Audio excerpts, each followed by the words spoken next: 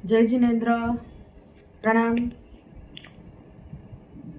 नमो अरिहंताणम, नमो सिद्धाणम, नमो आयर्याणम, नमो उवच्छायाणम, नमो लोये सव्व साहूणम, एसो पंच नमोक्कारो सव्व पाव पणासनो, मंगलाणंच सव्वे सिंह पद्मम होय मंगलम।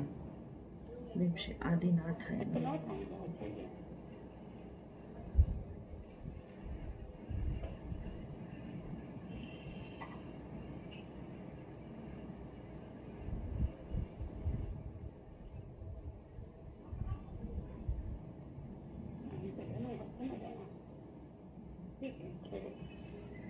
चलो, सभी को प्रणाम, जय जिनेन्द्र एंड सभी तपस्वियों को सुख साता। थोड़ा मैं म्यूट कर देती हूँ सभी को।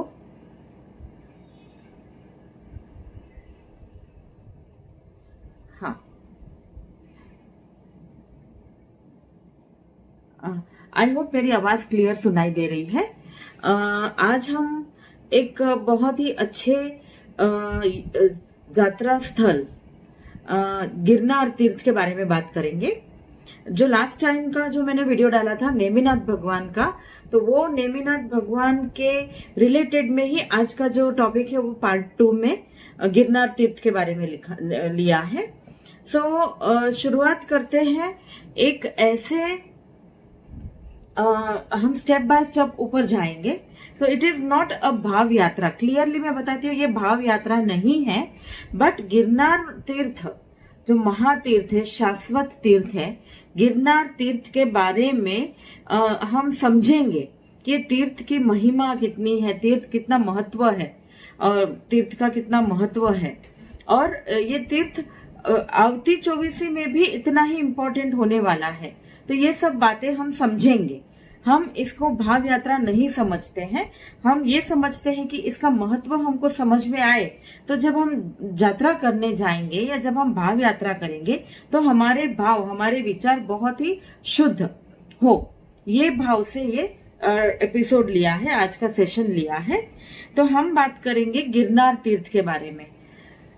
गिरनार तीर्थ जो गुजरात में है, शायद बहुत लोग तो गए होंगे और यात्रा की होगी, दर्शन किए होंगे, फोटोज देखे होंगे नेमिनाथ भगवान के जो गिरनार तीर्थ में मूलनायक तरीके हैं। तो गिरनार तीर्थ जो गुजरात में है, अगर हम देखें तो जूनागढ़ शहर से 6 किलोमीटर के अंतर पर ये गिरनार गिरिराज शुरू होते हैं। एंड अहमदाबाद से लगभग 350 किलोमीटर जितना दूर ही है, जूनागढ़ डिस्ट्रिक्ट में है। अगर हम इसको देखते हैं तो ये काठियावाड़, जिसको हम सौराष्ट्र भी बोलते हैं, काठियावाड़ सौराष्ट्र, उस एरिया में स्थित गिरनार है। उस जमाने में जब 22वें तीर्थंकर का समय चल रहा था तो यहाँ पर यदुवंश चल रहा था, यादव का राज्य चल रहा था, जहाँ पे श्री कृष्ण महाराजा यहाँ के राजा बने थे। तो हम इस एरिया की और उस समय की बात कर रहे हैं। गिरनार तीर्थ इनफैक्ट इससे बहुत पुराना है, बहुत इतना पुराना कि पिछले चौबीसी में, पास्ट चौबीसी में इस गिरिराज पर से 8 तीर्थंकर के अलग अलग कल्याणक हुए हैं। यानी पास्ट चौबीसी में भी ये तीर्थ था, चाहे वो अलग अलग नाम से प्रख्यात था। अभी प्रेजेंट चौबीसी में नेमिनाथ भगवान के 3 कल्याणक है। यहाँ पर नेमिनाथ भगवान ने दीक्षा गिरनार तीर्थ पर लिया था, गढ़ पर लिया था, ऊपर गिरनार गिरी पर उनकी दीक्षा हुई, फिर उनको केवल ज्ञान भी वहां पर ही प्राप्त हुआ, और आखिर में उनका निर्वाण का स्थान भी यही गढ़ है। तो 22वें तीर्थंकर के 3 कल्याणक इस गिरनार तीर्थ से हुए हैं। एंड आवती चौबीसी में, फ्यूचर की चौबीसी में, ऑल द 24 तीर्थंकर, सभी के सभी 24 तीर्थंकर का मोक्ष कल्याणक यहाँ से होने वाला है, निर्वाण कल्याणक। ये भी केवल ज्ञानी भगवंतों ने बताया है। बट ऐसा है कि अलग अलग आर्य में, मैं इस अवसर पीढ़ी काल की बात कर रही हूँ, अलग अलग आर्य में अलग अलग नाम रहा है। जैसे अभी 5वें आर्य में हम इसको बोलते हैं गिरनार गिरी तीर्थ, वैसे पहले आर्य में इसका नाम था कैलाशगिरी तीर्थ, दूसरे आर्य में इसका नाम उज्जयंत गिरी था, तीसरे आर्य में इसका नाम था रेवत गिरी, चौथे आर्य में स्वर्णगिरी, पांचवें आर्य में गिरनार गिरी, और नेक्स्ट छठे आर्य में, आखिरी आर्य में अभी इसका नाम हो जाएगा नंदभद्र गिरी। यानी अभी हम इसको जानते हैं गिरनार गिरी के नाम से।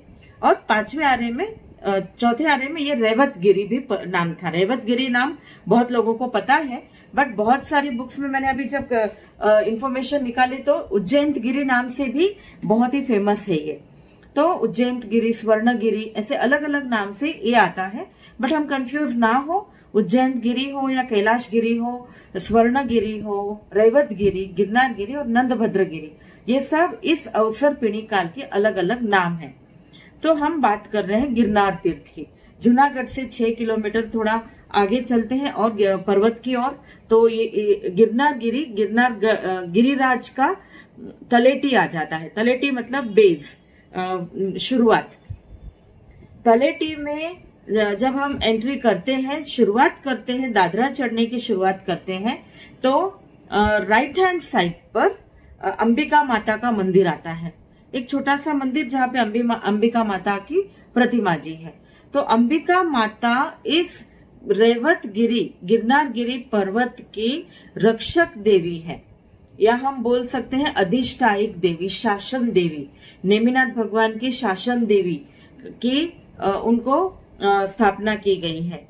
सो रेवत गिरी के या गिरनार गिरी के शासन देवी तरीके या रक्षक देवी तरीके अंबिका माता है। अंबिका माता का दर्शन हम जब शुरुआत करते हैं तो अंबिका माता के आशीर्वाद लेकर हम जब शुरू करते हैं तो डेफिनेटली हमको कोई भी विघ्न, कोई तकलीफ नहीं आती है। ऐसे होता है कि हम जब चढ़ना शुरू करते हैं तो थोड़े समय, क्योंकि ये जो पर्वत है थोड़ा सा हार्ड है, शत्रुंजय के पर्वत से हम कंपेयर करें तो ये थोड़ा पर्वत हार्ड है और थोड़े ज्यादा स्टेप्स भी है। इसमें अराउंड 3800 स्टेप्स हैं। इतने स्टेप्स चढ़कर हम नेमिनाथ भगवान के टोंक पर पहुंचते हैं, 3800। और इसकी हाइट फ्रॉम द जो सी लेवल बोलते हैं, जीरो लेवल, वहां से 2500 फीट की ऊंचाई पर है ये। तो यहाँ पर जो तीर्थ है, यहाँ पर हम जब अंबिका माता के दर्शन करके, और गोमेद यक्ष, यक्ष देवता जो है वो है गोमेद यक्ष। गोमेद यक्ष हमारी रक्षा करते हैं। अंबिका माता हमें अगर कोई भी विघ्न आए तो हमारी रक्षा कर कर वो विघ्न दूर करती है, ताकि हमारी यात्रा अच्छे से पूर्ण हो। सो ये है अंबिका माता का प्रभाव। अभी मुझे किसी ने ये भी पूछा था कि अंबिका माता की स्टोरी भी बहुत ही इंटरेस्टिंग है। तो अंबिका माता जो थी वो पूर्व भव में, ये जो अंबिका माता जो देवलोक में वो प्रकट हुई, उसके पूर्व भव में वो एक मनुष्य गति में ब्राह्मण परिवार में सोम भट्ट नाम के व्यक्ति के साथ उनकी शादी होती है। उनके फादर इन लॉ मतलब ससुर जी होते हैं देवभट्ट और सासू जी होती है देवल। तो देवभट्ट और देवल का पुत्र सोम भट्ट की पत्नी अंबिका बहुत ही सुशील, बहुत ही संस्कारी, बहुत अच्छी स्त्री है वो पूर्व भव में। और बिकॉज देवभट्ट जो है फादर इन लॉ, उनके ससुर, वो वैसे है ब्राह्मण, बट उनको थोड़े जैन धर्म पे विश्वास ज्यादा होता है, तो वो जैन धर्म के रिचुअल्स भी फॉलो करते रहते हैं। बट ऐसा होता है कि जैसे समय गुजरता है वैसे आगे चलकर उनकी मृत्यु हो जाती है। तो जैसे ही उनकी मृत्यु हो जाती है तो घर के अंदर तो जो थोड़े बहुत जैन के संस्कार चलते थे, रिचुअल्स, रिवाज चलते थे, वो कम हो गए। उनकी वाइफ देवल और उनका पुत्र सोमभट्ट दोनों ही ब्राह्मण के जो भी रिवाज होते हैं वो फॉलो करने लगे। उनके श्राद्ध वगैरह वगैरह वो सब वो करने लगे। आगे चलकर क्या होता है कि बिल्कुल जैन धर्म के संस्कार कम हो जाते हैं, बट अंबिका जो है और जो बहू है घर की, उसमें अभी भी थोड़े मतलब संस्कार बहुत सारे हैं। तो जब ये श्राद्ध का जो 15 दिन का इनका जो रिवाज होता है वो चलता रहता है, रिचुअल, उस वक्त एक दिन दो साधु भगवंत इनके घर पे पधारते हैं गोचरी के लिए। और दोनों साधु भगवंत को देखकर अंबिका बहुत खुश हो जाती है, उसके भाव बहुत उत्कृष्ट हो जाते हैं और वो बहुत खुशी से दोनों साधु भगवंतों को आमंत्रण देती है घर के अंदर, पधारो साहिब जी गोचरी के लिए। तो वो दोनों साधु भगवंत गोचरी के लिए घर में आते हैं, गोचरी बोराते हैं, उनसे जो भी श्राद्ध का बहुत सारा खाना बना हुआ था तो वो बोराते हैं और फिर चले जाते हैं। तो ये जो एपिसोड हो जाता है ये उनकी नेबर, एक औरत होती है, वो नेबर ने देख लिया ये सारा कुछ। और देखने के बाद उनको ऐसा लगा कि देवल, उस वक्त देवल जो उनकी सासू माँ है वो बाहर कहीं गई हुई थी, तो वो बोलती देवल की एब्सेंस में, वो जब नहीं है उस वक्त अंबिका ने क्यों किसी साधु भगवंतों को बुराया, ऐसे नहीं करना चाहिए उनको, अंबिका को। ऐसे कर कर वो घर में आती है और अंबिका को डांटती है, बहुत कुछ बुरा बोलती है। और जब सासू माँ देवल आ जाती है घर पर तभी भी वो बोलती है, दोनों मिलकर अंबिका को बहुत डांटते हैं कि ये ऐसा तुमको नहीं करना चाहिए, हमारी स्पेशली जब हमारी गैर हाजिरी है तभी तुमको ऐसा नहीं करना चाहिए, और कोई जैन साधु भगवंतों को आमंत्रण देने की कोई जरूरत नहीं थी, ऐसे करके वो डांटती है। तो और उसके बाद अंबिका का पति सोमभट्ट भी उनको बहुत बड़ा भला बुरा बोल देते हैं। तो ये सब सुनकर अंबिका बहुत ही डिप्रेस हो जाती है, उनको बहुत बुरा लगता है कि ऐसा तो मैंने कोई गलत काम तो किया नहीं है। इतनी श्रद्धा है उनको कि मैंने ये जो काम किया है इसका अच्छा फल तो मुझे मिलेगा ही मिलेगा, क्योंकि भाव बहुत अच्छे हैं। बट इन दोनों को नहीं पसंद आया तो वो उसी वक्त घर से निकाल देते हैं अंबिका को। अंबिका अपने दोनों बच्चों के साथ, दो लड़के हैं, दोनों को लेकर, एक तो लड़का बहुत छोटा उसको गोदी में उठाकर और दूसरे का हाथ पकड़कर वो घर से चली जाती है। घूम घूम के आगे जाते जाते वो गिरनार पर्वत की ओर जाती है और उसके मन में सतत नेमिनाथ भगवान का जाप चालू है। ये नेमिनाथ भगवान का समय चालू है, उस वक्त की बात है। कांस्टेंट उनके मन में नेमिनाथ भगवान का जाप और बहुत अच्छे भाव, क्योंकि वो बहुत खुश है कि साधु भगवंतों को उसने वो राया। और ऐसे करके वो नेमिनाथ भगवान का नाम लेते लेते जंगल में चली जाती है, जो पहाड़ के करीब आ रही है। दोनों बच्चे भूखे हैं, प्यासे हैं। दोनों बच्चे माँ को बोलते हैं कि हमको कुछ खाना चाहिए, पानी चाहिए, बट क्या करे, वो जंगल में ऐसे कुछ मिलता नहीं है। फिर आगे चलकर थोड़ा सा एक पेड़ के नीचे जब वो आराम करते तो दोनों बच्चे जिद करते कि अभी हमको खाना चाहिए, पानी चाहिए। तो वो यहाँ वहां देखती है तो एक छोटा सा तालाब होता है, लेक जैसा, उसमें से पानी पिलाती है दोनों बच्चों को और आम मिल जाते हैं जंगल में, तो आम खिला देती है बच्चों को। तो थोड़ी सी दोनों बच्चों को थोड़ी सी तृप्ति हो जाती है। उसके बाद वो और आगे चलती, बस एक ही मन में विचार कि मैं अभी पर्वत पर जाऊंगी और नेमिनाथ भगवान का जाप करूंगी और जो होगा वो देखा जाएगा। बस एक ही उसके मन में भाव है, नेमिनाथ भगवान का जाप करना है, नेमिनाथ भगवान के पास जाना है। तो ऐसे करके वो और चल पड़ती है। इस तरफ घर के अंदर जब देवल माता, वो जो सासू है, वो सोचती है कि अभी श्राद्ध के लिए ये खाना नहीं चलेगा, क्योंकि ये खाना देवल ने साधु भगवंतों को वोराया है, तो ये खाना दुष्ट हो चुका है, ये खाना श्राद्ध में नहीं चलेगा। तो वो किचन में जाती है और सोचती है कि मैं और खाना बना लूं श्राद्ध के लिए। तो जैसे ही वो बर्तन खोलकर देखती है तो सारा खाना पूरा भरा हुआ, यानी कुछ भी कम नहीं हुआ था, पूरा भरा हुआ है। ये सब देखकर देवल तुरंत सोच में पड़ जाती है, तो यहाँ पे कुछ ना कुछ चमत्कार तो हुआ है। इसका मतलब ये है कि अंबिका ने जो भी किया है वो बहुत अच्छा ही काम किया है, तभी ये चमत्कार हुआ। तुरंत लड़के को बुलाती है, सोमभट्ट यानी अंबिका का पति, उनको बुलाती है और बोलती है कि देखो ये ऐसा हो गया है, हमसे गलती हो गई है, अभी हमको अंबिका को वापस बुला लेना चाहिए घर में। और ऐसे करके सोमभट्ट पति को भेज देती है कि जाकर अंबिका को लेकर आओ, ढूंढ कर लेकर आओ, बच्चों को भी लेकर आओ। सोमभट्ट घर से निकल जाते हैं अंबिका को ढूंढने के लिए। बहुत सारी जगह पर ढूंढते हैं, मिलती नहीं है। फिर आखिर में एक जगह पर मिल जाती है, दिख जाती है दूर से कि अंबिका और दो बच्चे हैं, और यहाँ से वो इशारा करता है कि अंबिका रुको, घर चलो, बट वो दूर है, वो सुनती नहीं है। उसको ऐसे लगता है, अंबिका को ऐसे लगता है कि ये मुझे ये बहुत गुस्से में है और ये मुझे और बच्चों को कुछ नुकसान पहुंचाएंगे, ऐसे उसको थोड़ा डर लग जाता है। तो जैसे ही वो इशारा करता है, बुलाता है कि आ जाओ घर चलना है, तो उसको लगता है कि ऐसे कुछ वो हमारा नुकसान कर देगा। ये सोचकर दोनों बच्चों को लेकर वो वहां पर एक कुआं होता है, वो कुएं में कूद कर आत्महत्या कर लेती है। बट यहाँ पर एक बात का ध्यान ये रखना है, कांस्टेंट उनके दिमाग में नेमिनाथ भगवान के जाप और बहुत ही उत्कृष्ट भाव, बहुत ही ऊंचे भाव। तो ऐसे करके वो कूद जाती है। यहाँ पर सोम भट्ट उनके पति देखकर इतना बुरा लगता है कि ये तो क्या हो गया, अनर्थ हो गया।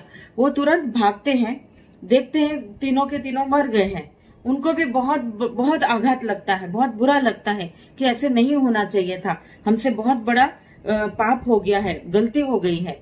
ये सोचकर उनको बहुत पछतावा होता है, रिग्रेट करते हैं और तुरंत वो रिग्रेट में बहुत अच्छे भाव से वो भी कुएं में कूद जाते हैं। कुएं में जैसे ही कूद जाते हैं तो उनकी भी डेथ हो जाती है। और फिर वो चार, मतलब अंबिका और दो बच्चे, ये तीनों तुरंत देवलोक में प्रकट होते हैं। मतलब उनका नेक्स्ट भाव देवलोक में हो जाता है। और अंबिका माता जो देवी के स्वरूप में प्रकट होती है, बहुत ही सुंदर, बहुत ही अच्छी, बहुत ही शक्तिशाली, बहुत डिवाइन पावर्स है ऐसे वो, क्योंकि वो बहुत अच्छे भाव में गई है, नेमिनाथ भगवान का जाप करते करते गई है वो, तो बहुत ही अच्छे भाव में वो प्रकट होती है। और यहाँ पर जो सोम भट्ट है वो एक उनके वाहन के रूप में प्रकट होते हैं, जो लायन के रूप में है, वो वहां पर प्रकट होते हैं और उनको हमेशा टेका देते हैं।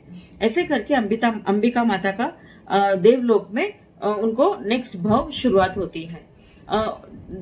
इस तरफ नेमिनाथ भगवान जो ऑलरेडी गिरनार पर्वत पर साधना कर रहे हैं, जाप कर रहे हैं, मतलब उनकी जो साधना होती है, आत्मचिंतन कर रहे हैं, और करते करते उनके सारे घाती कर्म नष्ट हो जाते हैं, चारों घाती कर्म नष्ट हो जाते हैं और तुरंत उनको केवल ज्ञान प्रकट होता है। ये मैं बात कर रही हूँ सहसा वन की, जो मैं आगे बताऊंगी।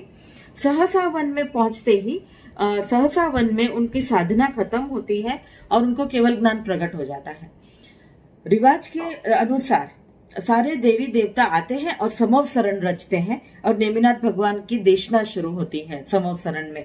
तो समव शरण में नेमिनाथ भगवान पहली देशना दे रहे हैं, रात्रि भोजन त्याग, नॉन वेजिटेरियन का त्याग, महाविज्ञयों का त्याग, ये सब के विषय पर उनकी पहली देशना होती है।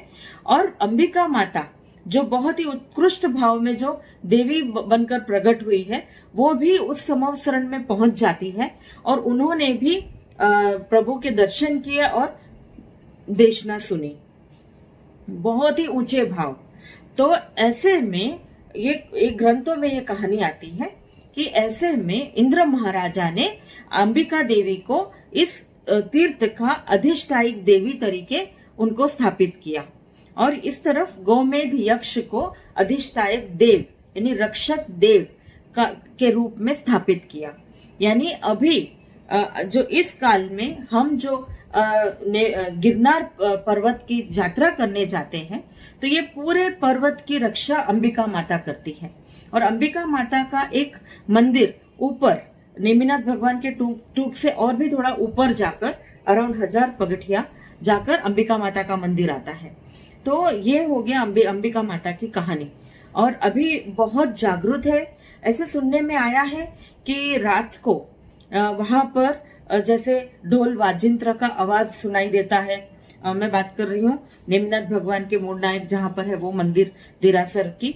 बहुत सारे वाजिंत्र का आवाज, म्यूजिक का आवाज, घुंघरू की आवाज ऐसे सुनाई देते हैं। और अंबिका माता और बहुत सारे देवता आते हैं वहां पर दर्शन करने के लिए। ये बहुत लोगों ने सुना भी है, ये चमत्कार देखा है या नहीं देखा है मुझे नहीं पता, बट बहुत लोगों ने ये चमत्कार सुना है और ये हुआ है। जो सहसा वन में रुकते हैं वहां पे रुकने की भी व्यवस्था है, रुकते हैं तो उन्होंने भी सुना है कि यहाँ पे बहुत सारे वाजिंत्र रात को बजते हैं। और ग्रंथों में मैंने ये भी पढ़ा है कि हर अमावस्या की रात अंबिका माता खुद आती है और प्रदक्षिणा लगाती है मेन जिनालय की और नेमिनाथ भगवान के दर्शन करती है।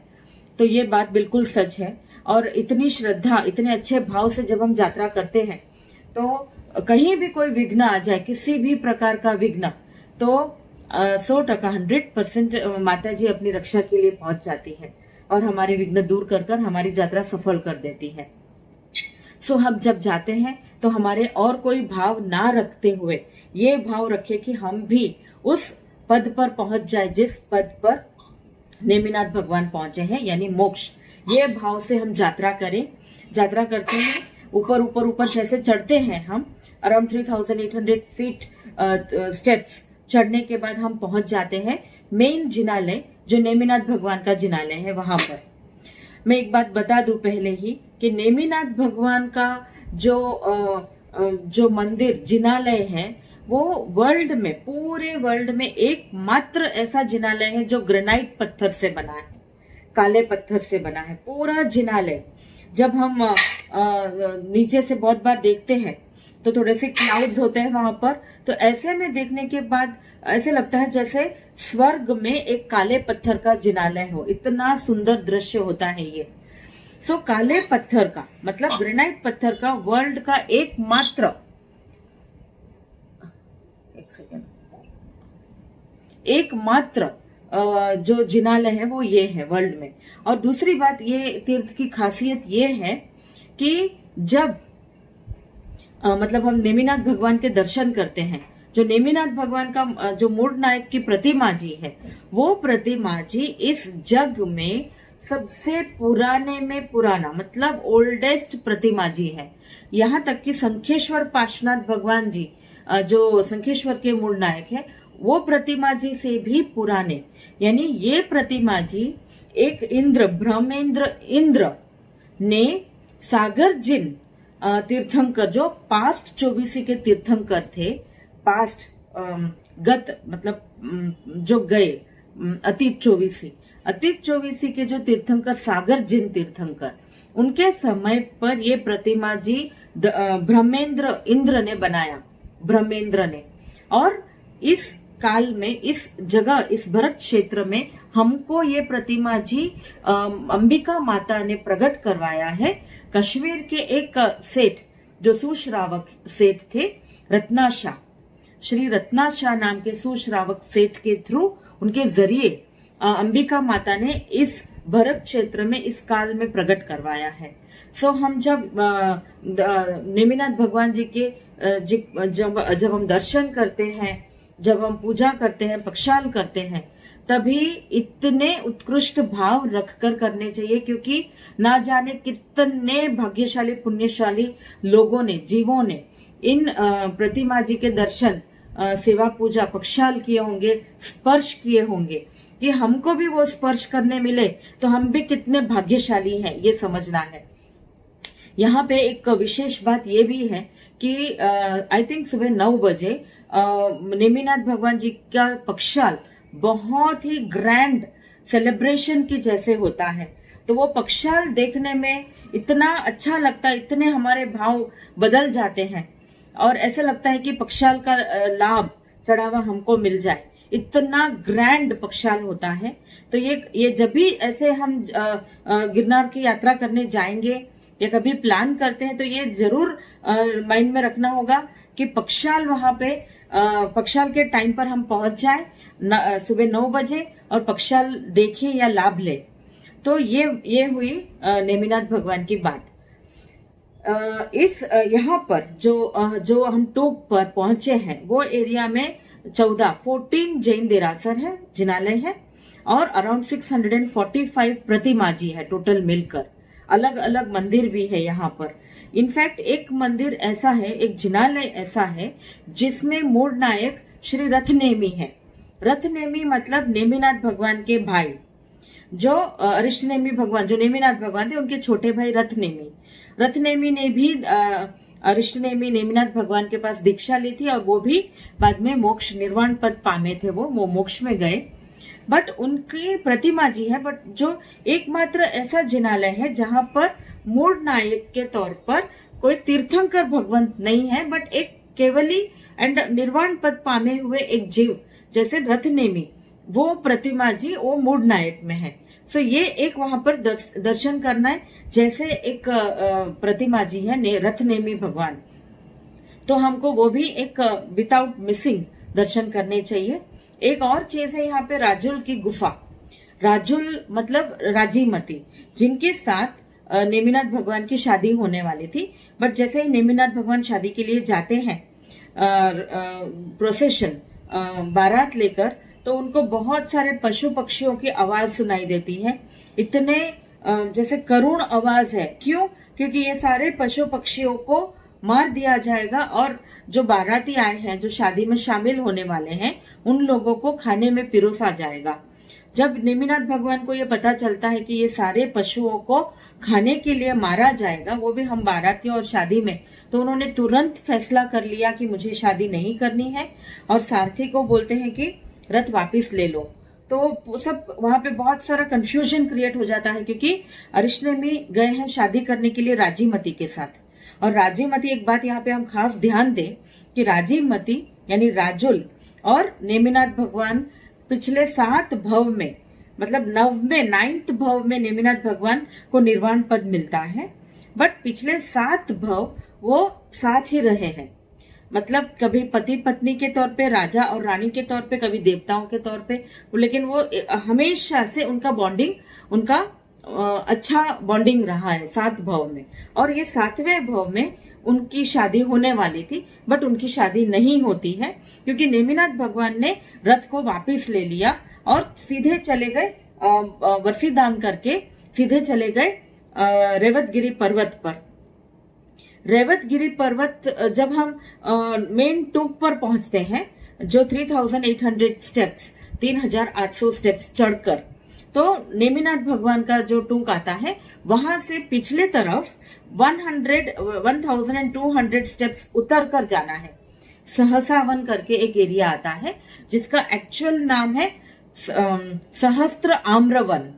सहस्त्र मतलब 1000, आम्र मतलब मैंगो, तो सहस्त्र आम्रवन, वहां पर 1000 जितने मैंगो के ट्रीज हैं और आम के झाड़ है। और वो एरिया बहुत शांत एंड बहुत जैसे प्रफुल्लित कर दे ऐसा एरिया है। तो हम जब वहां पर सहसावन में 1200 स्टेप्स उतर कर जाते हैं, तो अभी उसको हम सहसावन बोलते हैं, बट वो सहस्त्र आम्रवन दोनों एक ही है। तो वहां पर नेमिनाथ भगवान चले जाते हैं शादी से लौट के, और वहां पर बस बिल्कुल कौसक मुद्रा में खड़े होकर साधना करने लग जाते हैं और ये सोचने लग जाते हैं कि कैसे अल्टीमेट ब्लिस मिले, यानी कैसे मैं इस आत्मा को परम आनंद और परम शांति तक पहुंचाऊं। तो उस जगह पर सहस्त्र आम्रवन में वो साधना करने लग जाते हैं। साधना करने के बाद अराउंड 54 डेज जितनी साधना होती है वहां पर उनकी, और साधना करने के बाद वो चारों घाती कर्म को नष्ट कर देते हैं और देन उनका केवल ज्ञान हो जाता है। उनको केवल ज्ञान की प्राप्ति हो जाती है वहां पर। और जैसे ही केवल ज्ञान की प्राप्ति होती है, मतलब ये ध्यान हम यहाँ पर दें कि सहसा वन में नेमिनाथ भगवान ने दीक्षा ली और उसी जगह पर सहसा वन में उनको केवल ज्ञान हुआ। यानी 2 कल्याणक है यहाँ पर सहसा वन में, नेमिनाथ भगवान के दीक्षा कल्याणक एंड केवल ज्ञान कल्याणक। जैसे ही उनको केवल ज्ञान प्राप्त होता है, देवी देवता आ जाते हैं, समवसरण रचते हैं और नेमिनाथ भगवान वहां पर देशना देते हैं। पहली देशना उनकी रात्रि भोजन त्याग, महाविज्ञ त्याग, नॉन वेजिटेरियन फूड का त्याग। मैं नॉन वेजिटेरियन फूड के ऊपर इसलिए स्ट्रेस कर रही हूँ क्योंकि ये जमाना जो है, ये समय जो है, करीब करीब आज से 5500 साल पहले की बात है। 5500 ईयर्स एगो, जब महाभारत का समय था, श्री कृष्ण महाराजा थे, तब उस वक्त हर जगह पर नॉन वेजिटेरियन का बहुत चलन था। नॉन वेजिटेरियन फूड यानी पशुओं की हिंसा होती थी और खाने में वो उस वक्त वो मानते भी नहीं थे कि ये खाना पाप है, और जुआ खेलना और ये सब बहुत ही कॉमन था। तो नेमिनाथ भगवान ने अपने पहले देशना में इस बात पर उन्होंने बहुत ज्यादा एम्फसाइज किया, उन्होंने ज्यादा जोर रखा कि कैसे हमको रात्रि भोजन त्याग और नॉन वेजिटेरियन त्याग करना चाहिए और महाविज्ञ का त्याग करना चाहिए। इस बात पर उन्होंने स्ट्रेस किया और बहुत सारे देवी देवता आते हैं देशना सुनने के लिए, श्रावक श्राविका आते हैं। उनके प्रथम श्रावक श्री कृष्ण महाराजा बन जाते हैं और बहुत सारे और देवी देवता आते हैं, श्रावक राजा आते, राजा महाराजा 18 राजा महाराजा आते हैं। वहां पर आए होंगे बहुत सारे, बट 18 लोगों ने उनके पास उसी देशना के बाद दीक्षा ली। उनमें से पहले थे वरदत्त राजा, जो उनके पहले गणधर बने। तो वरदत्त महाराजा, कहीं कोई बुक में वरदत्त ब्राह्मण है ऐसे लिखा है और किसी बुक में वरदत्त राजा है ऐसे लिखा है, बट जो बुक मैंने ज्यादा 2-3 स्टडी की उसमें वरदत्त राजा है। तो वरदत्त महाराजा ने दीक्षा ली और दीक्षा के उनके साथ और 17 लोग ने दीक्षा ली और वो 18 पीपल नेमिनाथ भगवान के गणधर बन जाते हैं। इस तरफ यक्षदिन नाम की एक सुश्राविका जो देशना के बाद दीक्षा लेती है, एक जगह पर उनका नाम यक्षिनी आता है और एक जगह पर उनका नाम आता है यक्षदिन। उन्होंने पहली दीक्षा ली तो वो उनकी पहली साध्वी बन गई, यक्षदिन वो साध्वी बन गई नेमिनाथ भगवान के चतुर्विद संघ में, और कृष्ण महाराजा और बहुत सारे लोग उनके श्रावक और श्राविका बन जाते हैं। ऐसे करके चतुर्विद संघ की स्थापना होती है। नेमिनाथ भगवान देशना के बाद तीर्थ की स्थापना करते हैं, यानी कोई भी तीर्थंकर भगवंत जब उनको केवल ज्ञान होता है, समव शरण रचते हैं देवी देवता, और समव शरण में देशना होती है, तो वो देशना के बाद दीक्षा जो लेते हैं तो उनमें साधु बनते हैं और साध्वी बनते हैं और श्रावक श्राविका, यानी तीर्थंकर भगवान तीर्थ की स्थापना करते हैं। तो ऐसे नेमिनाथ भगवान ने भी तीर्थ की स्थापना की और बहुत सारे लोगों ने दीक्षा भी ली और उनके गणधर बने, साध्वी बने। आगे चलकर राजीमती भी उनके पास दीक्षा लेकर वो भी साध्वी बन जाती है। राजीमती वो बाद में साध्वी बनती है। तो ऐसे बहुत ही अच्छा एक समव शरण मंदिर देरासर जिनालय वहां पे बनाया गया है। सहसा वन में आप जाएंगे तो आप खास ध्यान करना कि एक जगह पर नेमिनाथ भगवान के चौमुखी चारों बाजू, जैसे समव शरण में वो एक तरफ बैठते हैं, बट ऐसे रचना की जाती है जैसे वो चार तरफ 4 डायरेक्शन में बैठे हैं, वैसा एक समव शरण मंदिर यहाँ पर सहसा वन में है। तो यहाँ पर ये भी एक है, और एक अरिष्ट नेमी नेमिनाथ भगवान की और एक जीवित प्रतिमा जी भी है, जो बहुत बार अमी झरते हैं, ऐसे सुना है कि बहुत बार अमी झरते हैं वो वो भी खास दर्शन करने लायक है। तो ये 2 कल्याणक यहाँ पर हुए। फिर रेवतगिरी पर्वत पर जहाँ पे मूल नायक की जो दिरासर है उसके आसपास में उनका मोक्ष कल्याणक भी होता है, यानी निर्वाण कल्याणक, यानी सादे भाषा में हम बोले तो उनकी डेथ होती है वहां पर बस। बट ये जो केवल ज्ञान हुआ और मोक्ष कल्याणक हुआ, इसके बीच में 700 इयर्स नेमिनाथ भगवान को टाइम मिलता है, जिस समय में वो बहुत सारे एरिया में घूमते हैं और जैन धर्म का प्रचार करते हैं। साधु साध्वी मतलब दीक्षा लेते हैं लोग और देशना देते हैं, और बहुत सारे लोगों को उन्होंने अपने साथ मोक्ष में ले गए वो, और बहुत सारे लोग दीक्षा लेकर आगे चलकर वो मोक्ष में जाते हैं। ये सब बहुत सारे पुण्यशाली जीव गिरनार तीर्थ से मोक्ष में गए हैं, इसीलिए भी गिरनार तीर्थ का महत्व इम्पोर्टेंस बढ़ जाता है। कण कण में, मैं तो ऐसे बोलती हूँ कि कण कण में यहाँ पर लोग मोक्ष में गए हैं, मतलब एक एक कण, जितने कण होंगे उतनी आत्मा, उतने जीव मोक्ष में गए हैं यहाँ पर। यहाँ तक कि यहाँ पर जितने भी पशु पक्षी है और जो वनस्पति काय है, पृथ्वी काय है, ये जो एक इंद्रिय जीव भी है वो भी अच्छे भाव में रहते हैं, तो उनको भी 7वें 8वें भाव तक मोक्ष मिल जाएगा, ऐसे ग्रंथों में लिखा है, ज्ञानी भगवंतों ने कहा है। सो हर एक स्टेप में, हर एक कण में यहाँ पर पावनता है, कुछ पवित्रता है। सो यहाँ पर हमने बात की अभी सहस्त्र आम्रवन, तो मतलब सहसा वन से अगर हम चाहें तो हम 1200 स्टेप्स चढ़कर वापस हम तलेटी की ओर उतर सकते हैं, या फिर सहसा वन से पिछले रास्ते से भी हम नीचे उतर सकते हैं, जो पहाड़ के दूसरे तरफ उतरते हैं, तो वो भी रास्ता उतर सकते हैं। बट ऐसे कोई डर की भी बात नहीं है।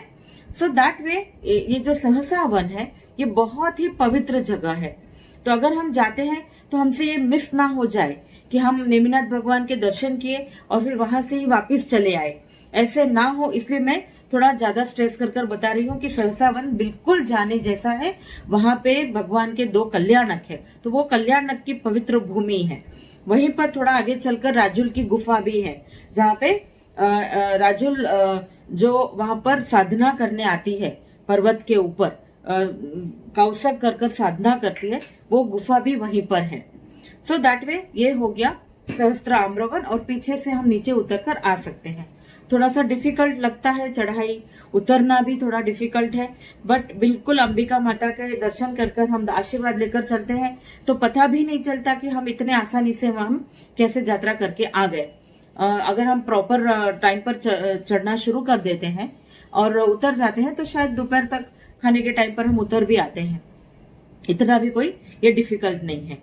अब हम बात करते हैं ये पर्वत की कि क्यों ये पर्वत इतना इम्पोर्टेंस है पर्वत का। तो हम जैनों के लिए तो है ही बहुत ही पवित्र भूमि, नेमिनाथ भगवान के 3 कल्याणक, बट यहाँ पर अंबिका माता जो बहुत सारे जैनों के कुल देवी है, पूर्वाल वंश की कुल देवी अंबिका माता है, और अंबिका माता का भी वहां पर हजरा हजूर है वो, और वहां पे उनका मंदिर है। सो बहुत अजैन लोग भी अंबिका माता में विश्वास रखते हैं, श्रद्धा रखते हैं, और वहां पे आते हैं दर्शन करने के लिए। और ऊपर चढ़कर 10,000 पगटिया जब स्टेप्स हम चढ़ जाते हैं तो ऊपर चलकर वहां पर दत्तात्रेय का मंदिर भी है। बहुत सारे लोग जो अजैन हैं वो दत्तात्रेय के दर्शन करने के लिए भी जाते हैं। खास तो ये पर्वत के बारे में ये है कि यहाँ पे इतनी सारी जड़ी बूटियां हैं, बहुत सारी दवाइयां जो नेचुरल दवाइयां हैं, औषधि है, वो यहाँ पर अभी भी मिलती है। मतलब इतनी सारी दवाइयां ऐसी हैं जो हमको बहुत बड़ी बड़ी बीमारियों से राहत दे सकती है, वो अभी भी यहाँ पर अवेलेबल है। मतलब झाड़ है वहां पर, पौधे हैं। गजपत कुंड एक कुंड है, पानी का कुंड है गजपत कुंड। गजपत कुंड का पानी इतना पवित्र, इतना मिनरल्स वाला है कि ऐसे माना जाता है कि अगर हम इसमें नहाते हैं तो हमारे कोई भी अगर स्किन की डिसीज है तो वो तुरंत खत्म हो जाता है, डिसीज निकल जाता है, ये मान्यता है। और इसके अलावा इस पर्वत के नीचे अंडर नीचे बहुत सारे प्रेशियस जेम्स हैं, जैसे कि रूबी, सफायर, जो हम बोलते हैं अलग अलग पत्थर, लाल पत्थर, ग्रीन सफायर, ब्लू कलर के पत्थर, रत्न चिंतामणि भी यहाँ पर है, ऐसे ग्रंथों में लिखा गया है, माना गया है, बहुत सारे लोगों ने बताया है। तो इतनी सारी चीजें नीचे है, जमीन के अंदर है। और एक बात तो मैंने एक जगह पर यह भी पढ़ा है कि जो पहाड़ है उसके नीचे के तरफ जमीन के अंदर भरत चक्रवर्ती ने जो एक जिनालय बनवाया था, और अतीत 24 मतलब पास्ट 24, प्रेजेंट वर्तमान 24 और फ्यूचर के 24 आने वाले 24, ऐसे 24 ऐसे 72 भगवान प्रतिमा जी का एक जिनालय जमीन के अंदर है, ऐसे मैंने एक ग्रंथ में पढ़ा है। तो ये भी नीचे है, जो बहुत ही पुण्यशाली जीव होंगे, किसी को ही दर्शन करने मिलेंगे, पता नहीं कहाँ पर है, बट है, ये बात पक्का है। एक जगह पर मैंने ये भी पढ़ा है कि अंदर एक टनल है जो अंडरग्राउंड में है गिरनार पर्वत के नीचे, जो टनल सीधे पालीताना निकलता है, ऐसे एक ये टनल है। आपको पता होगा कि शत्रुंजय का 5वां टूक गिरनार तीर्थ को माना गया है, और एक पहले आर्य में इसको कैलाश गिरी भी बोला गया है। इसका मतलब हम ये भी समझ सकते हैं कैलाश गिरी नाम है या क्या है, देयर आर नो एविडेंसेस नहीं मिले हैं, बट कैलाश गिरी नाम इसका हुआ करता था। बहुत सारे ग्रंथ में इसका नाम कैलाश गिरी आया है। तो ये हो गई गिरनार जी और नेमिनाथ भगवान अंबिका माता का बहुत ही प्रभाव, बहुत ही पावन महत्व, एक ऐसा तीर्थ जो इस भव में हमें मिस नहीं करना चाहिए। लोग तो यहाँ तक के 99 यात्रा करते हैं वहां पर रहकर, नवाणु नीचे से तलेटी से होकर नेमिनाथ भगवान के टूम तक ऐसे 99 टाइम्स, शायद 1-1.5 महीने में 2 महीने में कर लेते होंगे। बट हम ये भावना करें कि कम से कम हम इस जीवन में 11 बार या हो सके तो 99 टाइम्स, भले अलग अलग अलग समय पर हम ये ऐसे पवित्र शाश्वत तीर्थ के दर्शन हम कर सके, ऊपर चढ़कर नेमिनाथ भगवान के दर्शन कर सके। मैं आपको ये एक बात यहाँ पर बताना चाहती हूँ कि नेमिनाथ भगवान 22वें तीर्थंकर, जिनके रिटर्न एविडेंसेस हमें मिले हैं, not exactly all the return but बहुत सारे ऐसे एविडेंसेस मिले हैं कि वो भगवान आज से लगभग करीब 5500 ईयर्स पहले की बात है, बट वो भगवान नेमिनाथ भगवान थे और कृष्ण महाराजा के कजिन ब्रदर तरीके थे, काका के लड़के के जैसे। ये एक बहुत ही इम्पोर्टेंट तीर्थ है, महातीर्थ है हमारा, जिसमें हमको ये याद रखना, ये भाव रखना है जब भी हम जाते हैं कि आवती 24, फ्यूचर की 24 भगवान ऑल द 24 तीर्थंकर के मोक्ष कल्याणक इस तीर्थ से होने वाले हैं। नहीं, आप सोचिए कितना पवित्र तीर्थ है ये।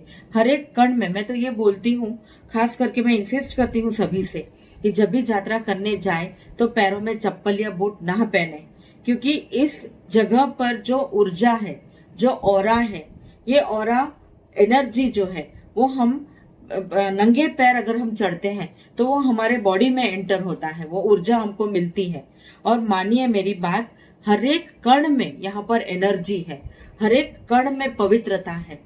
मैं रिक्वेस्ट आपसे ये करती हूँ कि जब भी आप तीर्थ पर जाए, यात्रा करने जाए, तो जाके आने तक कोई भी चीज खाए पिए नहीं, क्योंकि ये इतने पवित्र स्थान पर अगर हम छोटे चीजों का मोह रखें कि मुझे ये खाना है या चॉकलेट या बिस्किट या बच्चे को खिला दे, उनको ये समझाना है कि आधे दिन का सवाल है, हम बहुत ही आसानी से चढ़कर आ जाएंगे।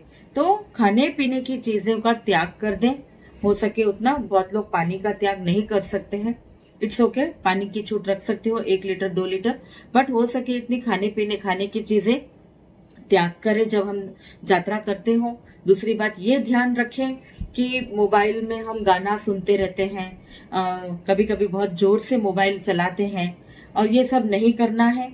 उस जगह का डिसिप्लिन मेंटेन करना है, पवित्रता मेंटेन करनी है और यात्रा करना है, और ऐसे उत्कृष्ट भाव रखकर यात्रा करना है। यात्रा करते करते हम नमो सिद्धाणम का जाप कर सकते हैं कंटिन्यूअसली मन में। नमो सिद्धाणम क्यों? क्योंकि इस पवित्र स्थान से बहुत सारे जीव सिद्ध बने हैं, बहुत सारे जीव मोक्ष में जाकर बसे हैं। तो हमें नमो सिद्धाणम का जाप करते करते करते चढ़ना चाहिए, और चढ़ के वहां पे सेवा पूजा कर फिर नीचे वापस हम दोपहर तक, शाम तक हम आ सकते हैं। ये हो गई गिरनार महातीर्थ की बात।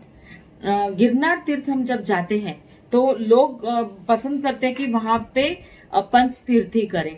तो आसपास में बहुत सारे जिनालय हैं, बट पंच तीर्थी में खास करके वनथली, पाटन वाव, चोरवाड़, मांगरोळ, ढाकगिरी, ये सब तीर्थ आ जाते हैं। मांगरोळ, चोरवाड़, ये सब बहुत ही महत्व के बहुत बड़े तीर्थ है। इवन मांगरोळ तीर्थ है, वनथली तीर्थ है, पाटन वाव है, जो सिमंदर स्वामी का जिनालय है पाटन वाव में, वो भी यहाँ से अराउंड 65 किलोमीटर ही दूर है। तो ये सब हम आजू बाजू के तीर्थ के दर्शन करते हैं आगे पीछे। अगर हम 3-4 दिन का प्लान करके जाते हैं तो आगे पीछे ये सारा गिरनार तीर्थ के बारे में ये पंच तीर्थी हम कर सकते हैं। और मुख्य जो मेन नेमिनाथ भगवान का जो तीर्थ है वो तो करेंगे ही करेंगे। दिस वे हम गिरनार महातीर्थ की यात्रा करें, भाव बहुत अच्छे रखें, और इस जगह का जब हम महत्व समझ लेते हैं और जब हम यात्रा करते हैं तो डेफिनेटली हमको भी इसका पूरा लाभ मिलेगा। मैं तो ये बोलती हूँ कि अभी हम जब नहीं जा सकते हैं तो हम भाव से भी हम दर्शन कर सकते हैं, भाव से हम यात्रा कर सकते हैं, और भाव से हम नेमिनाथ भगवान की पूजा भी कर सकते हैं। तो ये हो गया नेमिनाथ भगवान और गिरनार तीर्थ का महत्व।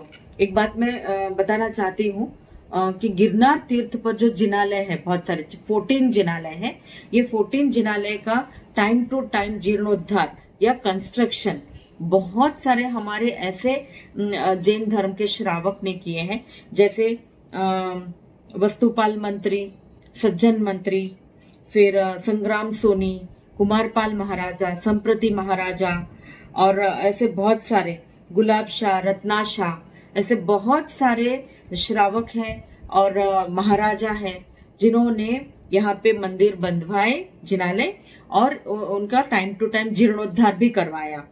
लास्ट जीर्णोद्धार 90 इयर्स अराउंड, करीब करीब 90 साल पहले नीति सागर सुरेश्वर जी महाराजा ने करवाया था।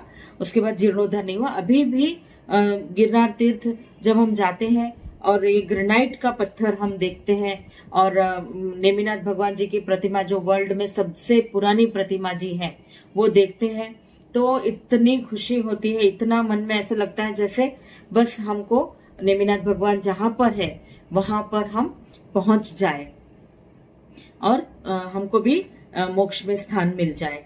वहां पे नहाने धोने की व्यवस्था भी है और नहा के हम पूजा कर सकते हैं, और पक्षाल खास करके 9 बजे पक्षाल भी हम कर सकते हैं वहां पर। तो ये हो गई गिरनार जी और गिरनार गिरी और नेमिनाथ भगवान और इस पूरे पर्वत का महत्व।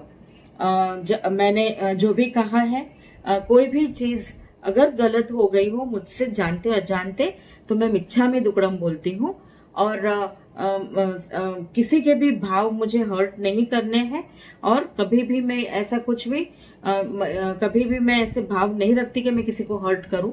फिर भी अगर हर्ट हो गया हो मुझसे कोई भी, तो मिच्छामी दुक्कडम, मिच्छामी दुक्कडम।